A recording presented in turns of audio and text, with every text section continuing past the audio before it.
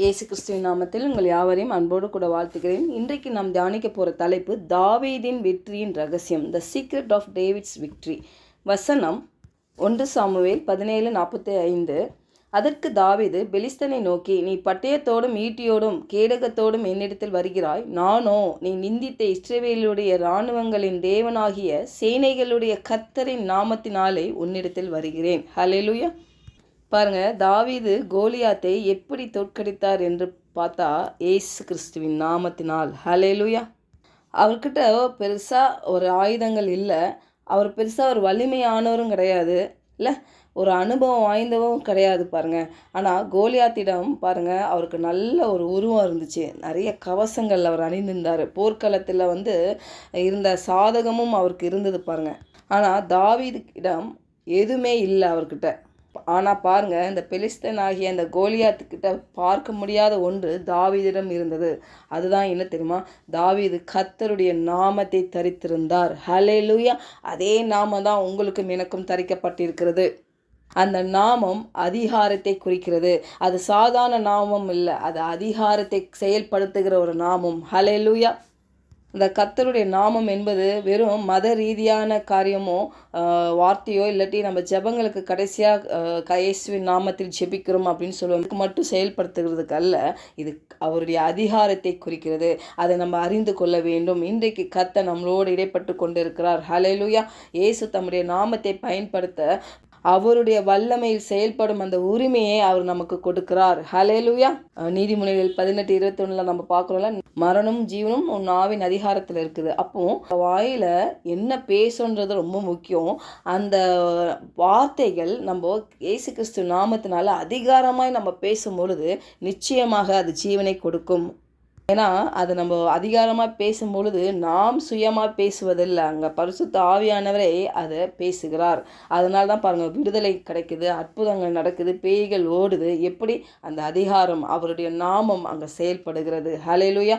பழைய காலத்துலலாம் பார்த்திங்கன்னா இந்த அரசர்கள்லாம் என்ன பண்ணுவாங்கன்னா, தேசங்களை ஆளும் பொழுது அவங்க அடிக்கடி தொலைதூர நாடுகளுக்கு தூதர்களை அனுப்புவாங்களாம். அந்த தூதர்கள் பார்த்திங்கன்னா தங்கள் சொந்த பலத்திலேயோ இல்லை அதிகாரத்திலேயோ செல்ல மாட்டாங்க, அவங்க அந்த ராஜாவின் பெயரில் செல்வார்களாம். அப்போ பாருங்கள், அந்த தூதரை அவமதிப்பதோ இல்லாட்டி தாக்குவதோ சாதாரணமாக எடுத்துக்கொள்ள முடியாதான், அது ஒரு போர் செயலாக கருதப்படுமா. அதனால தான் பாருங்கள், அந்த தூதருக்கு எதிரானதல்ல, மாறாக ராஜாவுக்கே எதிரானது என்று கருதப்படுவோமா. ஏன்னா அந்த தூதரின் வார்த்தைகளுக்கும் செயல்களுக்கும் பின்னால் அந்த ராஜாவின் அதிகாரமும் அந்த வல்லமையும் இருக்குமா. அதே மாதிரி தான் பாருங்கள், இன்றைக்கு உங்களுக்கு எனக்கும் பாருங்கள், நம்ம பின்னாடி என்ன வல்லமை செயல்பட்டு கொண்டிருக்குது, என்ன அதிகாரம் செயல்பட்டு கொண்டிருக்குன்னா அந்த இயேசு கிறிஸ்து என்னும் நாமம். ஹல்லேலூயா.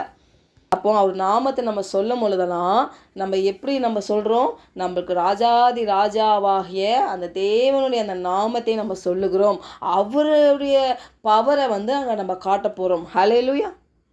உண்மையாக சொல்லப்போனால் பாருங்களேன், இந்த பிசாசுக்கு பாருங்கள், அந்த இயேசு கிறிஸ்து என்னும் நாமம் நல்லாவே தெரியும் பாருங்கள். அந்த பெயரை பார்த்திங்கன்னா அது சொல்லும் பொழுது அந்த பெயரை எதிர்க்க அதுக்கு உரிமையே இல்லை என்பது அதுக்கு நல்லா தெரியும் பாருங்கள். பிரச்சனை என்னென்னா, சில சமயங்கள் பார்த்திங்கன்னா அந்த பெயரை பேசுகிற அந்த விசுவாசி அவங்கக்கிட்ட இருக்கிற அதிகாரத்தை உணர்வது கிடையாது பாருங்கள். இதனால தான் பாருங்கள், அந்த ஆவியில் தைரியம் கொள்ள வேணும். 2 தீமோத்தேயு 1:7 நம்ம பார்க்குறோம்ல, தேவன் நமக்கு பயமுள்ள ஆவியை கொடாமல் பலமும் அன்பும் தெளிந்த புத்தியுள்ள ஆவியை கொடுத்திருக்கிறார். அப்போ நம்மளுக்கு பயமுள்ள ஆவியை அவர் கொடுக்கல, பலமும் தெளிந்த புத்தியுள்ள ஆவியை நம்மளுக்கு கொடுத்திருக்கிறார். அப்போது நம்ம ஆவியில் தைரியம் கொள்ளுகிறவர்களாக இருக்க வேண்டும்.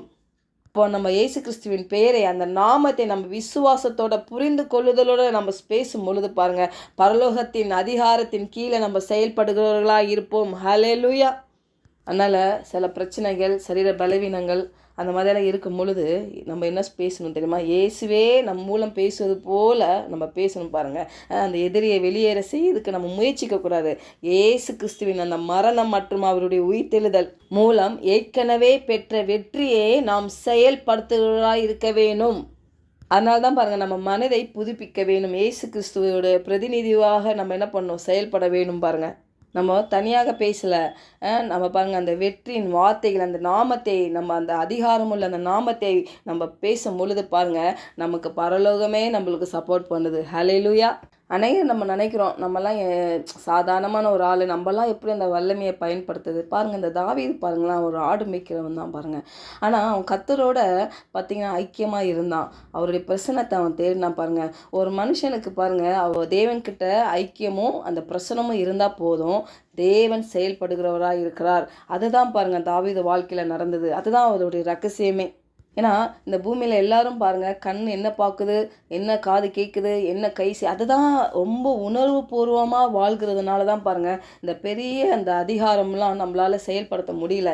என்னைக்கு நம்மளை விட்டு கொடுக்கும் பொழுது அந்த தாவீது நான் அதுதான் யோசித்து பார்ப்பேன். அவர் பாருங்கள், அவர் ஆடு தான் மேய்த்திருந்தார். ஆனால் பாருங்கள், அவர் கர்த்தரோட எப்போதுமே அந்த அவருடைய பாடல்கள், அவர்கிட்ட தன்னுடைய ஆத்மாக்கிட்டே அவர் நல்லா பேசுகிற காரியங்கள் எல்லாம் பைபிளில் நம்மளுக்கு கொடுக்கப்பட்டிருக்கு பாருங்கள். அவர் எப்படி அவர் தேவனோட உறவில் இருந்தார் என்று நம்ம பார்க்குறோம் இல்லையா?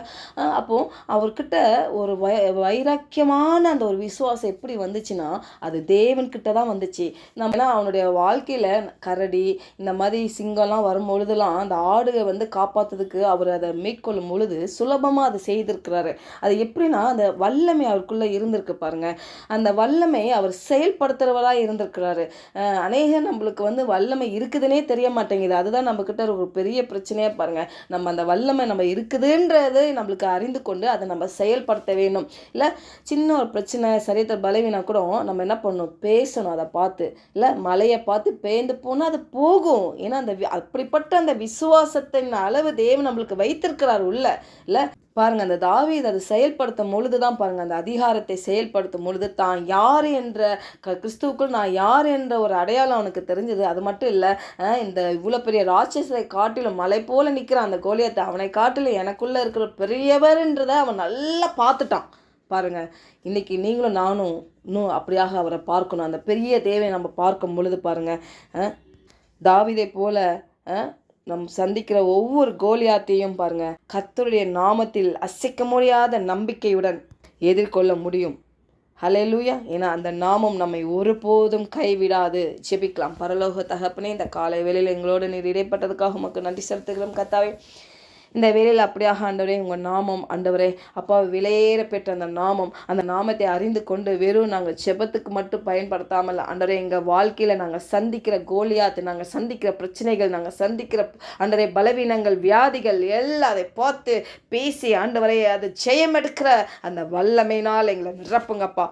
அப்பா பிசாசு ஆண்டவரே பொய்யான காரியங்களை மனதில் கட்டி வைத்திருக்க அந்த அரண்களை இப்பொழுது நிர்மலமாக்கும்படியா செபிக்கிறோம் கர்த்தாவே. உங்களுடைய வார்த்தை என்ன சொல்லுகிறதோ அதை ஆண்டவரை செயல்படுத்தும் பொழுது ஆண்டவரே அது வெற்றியை பார்க்க முடியும் ஆண்டவரே. அப்படியாக அந்த சிறிய தாவீதுக்குள்ளாக அந்த பெரிய ஆண்டவர் இருந்தீரோ அதே போல எங்களுக்குள்ளாக நீர் இருக்கிறீர் என்ற ஒரு விசுவாசத்தோட ஆண்டவரே நாங்கள் அந்த கோலியாத்தை ஜெயம் எடுக்க எங்களுக்கு கிருபை பாராட்டுவீராக. இயேசுவின் நாமத்தினால செபிக்கிறோம் நல்ல பிதாவே, ஆமென்.